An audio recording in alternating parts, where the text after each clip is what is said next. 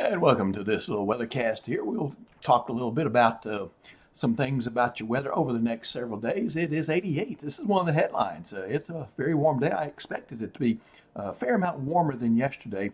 So we're threatening 90 across a good part of the area, and I'm sure some thermometers will have that. And I'll post that on my Facebook page later on this evening after I'm able to collect all the high temperatures. Dew point 66, so there's some humidity with this as well. And one of the reasons it's warm, we've got plenty of sunshine up in LaSalle as well with our Gina Tower Cam 88 degrees in that direction. Just a few cumulus clouds kind of hanging out, but very precious few of those. So the bottom line, unsettled through the weekend.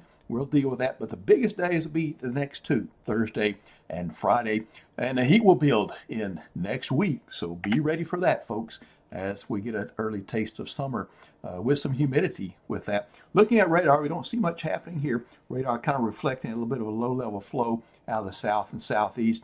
A little bit of rain to the south. Thunderstorm between Dallas and Waco down in that area. But I also want to move your attention off to the west, where we're starting to see convection develop out across the western portion of Texas.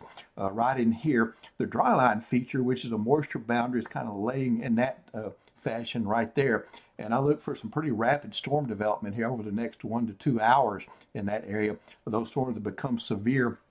And eventually what's going to happen is I think that will congeal into some type of storm complex as we head into the time period overnight and into tomorrow morning across portions of Texas, much of Texas right in here, kind of western Texas first, then it'll move into central Texas. We see a little bit of action going on there. So anything that's remaining there or developed will be merged into that complex, and then it'll head through East Texas and eventually into Louisiana is what the thinking is right now.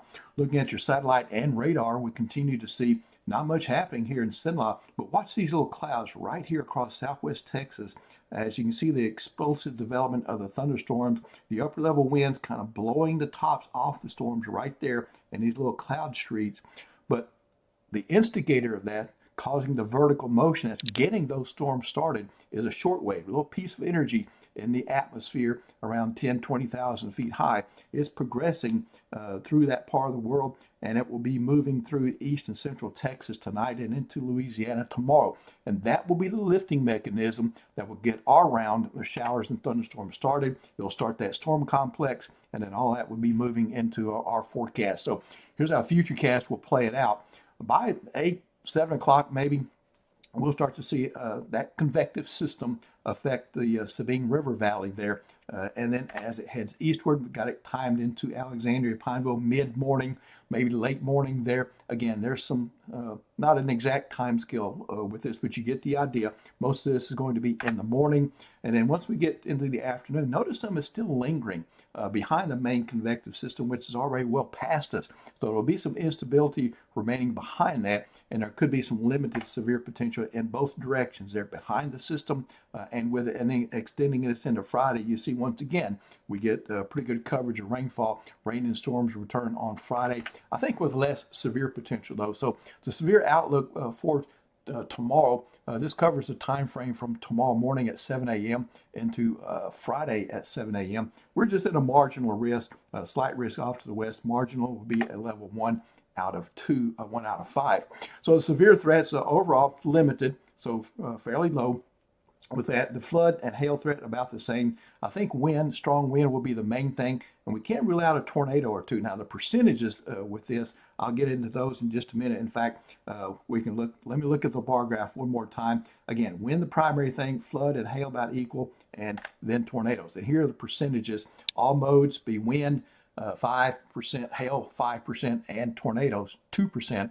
And that's based on research at the Storm Prediction Center and other places that correlate conditions and expectations with the risk to the public. So that's within 25 miles of any point, your business, your home, your school, and that type thing. So those are fairly low, but they're not zero. So we have to kind of respect that. Looking at the pattern, again, this is a mesoscale convective system. That's what MCS stands for. So it's an organized group of rain and thunderstorms that will organize in Texas and head this way eastward. As I mentioned, the timing Thursday morning and again Thursday afternoon with something less organized both times we get a marginal threat, a 1 out of 5 level, and that means that the scope, the duration, and the intensity is limited. Enhanced events are unlikely, and by an enhanced event, I'm talking about hail larger than golf ball size, EF2 or stronger tornado, and wind, thunderstorm wind, which can reach or exceed 75 miles per hour. So that's hurricane strength. Those are enhanced events. Rainfall pattern. Oh gosh, I forgot to change this. This is going to be 90% all across the area. This part is right though. Most amounts will be about 1/4 to an inch and a half. Peak amounts could be 2 to 4 inches, but rainfall rates of 1 to 2 inches in an hour or less will be possible, and you know that can promote flash flooding in susceptible places. So your 7-day forecast in, tying this into the little severe threat for your Thursday, heavy rain possible into Friday, where additional, perhaps significant rainfall will occur that day. And then Saturday and Sunday, we still have pesky rain chances lingering for your weekend there. Scattered showers and thunderstorms both days. Notice it trying to warm up, and it does. And then Monday, we got this little front, this little boundary, which is going to come out of the north, kind of move in from that direction and then settle into central Louisiana during that time frame, probably into Monday, and just wash out and weaken.